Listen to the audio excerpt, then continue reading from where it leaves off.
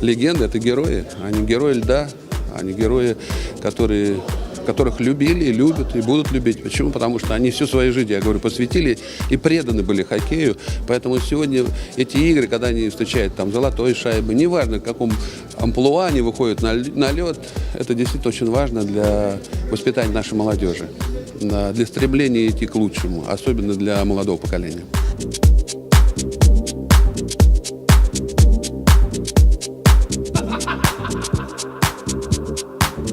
Приятно, радует, что люди интересуются и помнят наших ветеранов.